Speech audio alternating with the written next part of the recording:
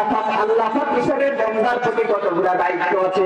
আল্লাহ পাক রব্বুল আলামিন বলেন, তুমি যদি আমার হক আদায় করো, তোমার প্রতি আমার দায়িত্ব আর কর্তব্য আছে। তুমি দুনিয়ার সর্ব অবস্থায় আমি আল্লাহকে লা শরীক জেনে আমার ইবাদত করবা, একটা মাত্র তোমার কাজ। এই কাজের বিনিময়ে আমি তোমাদেরকে পুরস্কার দিব দুইটা। কাজ করবো একটা, কাজ করবো কয়টা? একটা। পুরস্কার দিবে দুইটা। আল্লাহ পাক রব্বুল আলামিন বলেন, ও দুনিয়ার মানুষ, তোমরা যদি আমি আল্লাহর হক আদায় করো, আমি আল্লাহ তোমাদেরকে দুইটা পুরস্কার দিব। প্রথম নম্বর পুরস্কার হলো আমি আল্লাহ পাক রব্বুল আলামিন দুনিয়াতে যখন তোমার যা লাগবে তা দিব। সুবহানাল্লাহ।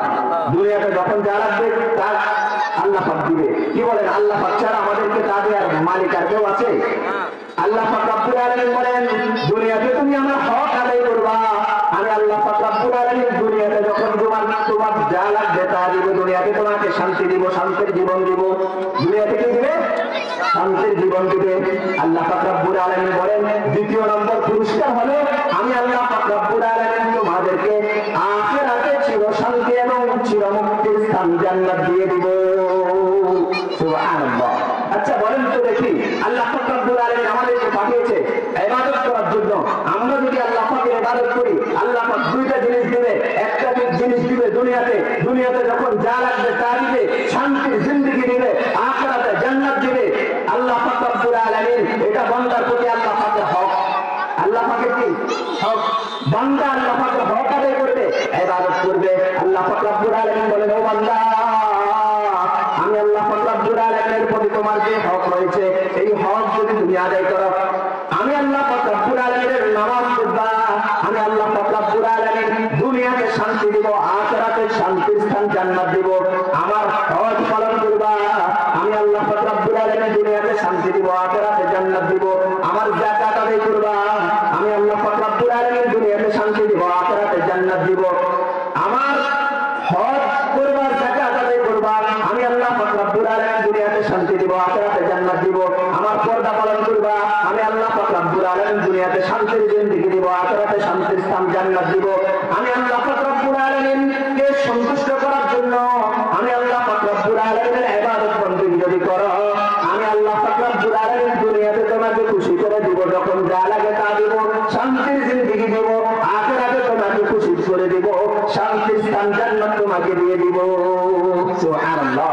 তাহলে আল্লাহ পাক বান্দার কাছে চায়, বান্দা আল্লাহ পাকের ইবাদত করবে। বান্দা আল্লাহ পাকের কি করবে? ইবাদত করবে। বান্দা যদি আল্লাহ পাকের হক আদায় করে, আল্লাহ পাক বান্দার হক আদায় করবে। আল্লাহ পাকের হক সমূহের মধ্য থেকে শ্রেষ্ঠ হক হচ্ছে আল্লাহ পাকের নামাজ। আল্লাহ পাকের ইবাদত সমূহের মধ্যে শ্রেষ্ঠ ইবাদত কি? শ্রেষ্ঠ ইবাদত কি? নামাজ। আল্লাহ পাক রব্বুল আলামিন বলেন, ও দুনিয়ার মানুষ, আমি আল্লাহ পাক রব্বুল আলামিনের শ্রেষ্ঠ ইবাদত হচ্ছে নামাজ। আচ্ছা, দুনিয়াতে এমন মানুষ কি আছে যারা আল্লাহ পাক রব্বুল আলামিনের হক কি তা বুঝে তাকে পালন করে না? এমন মানুষ আছে না? নাই। নামাজ পড়ে না এমন মানুষ আছে কিনা? রোজা রাখে না এমন মানুষ আছে কিনা?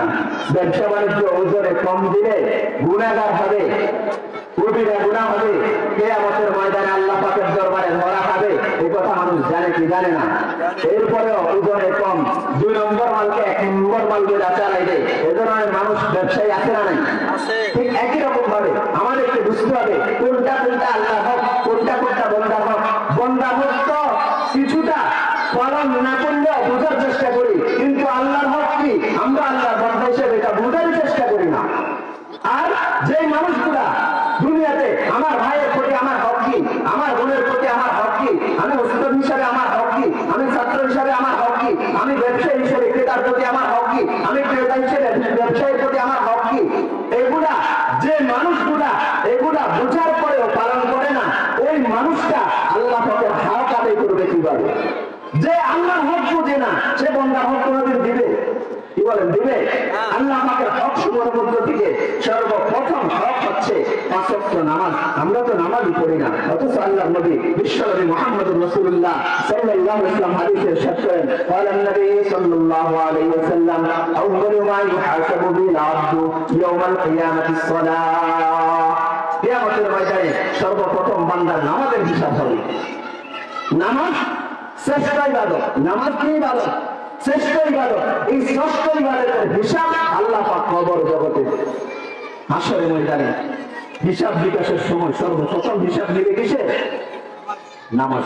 অতএব আল্লাহ পাক রব্বুল আলামিনের হক সমূহ আমরা যেন বুঝতে পারি, আমরা যেন পালন করতে পারি।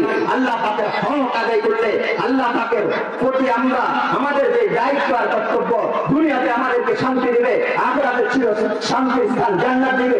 অতএব আমরা যদি দুনিয়াতে শান্তি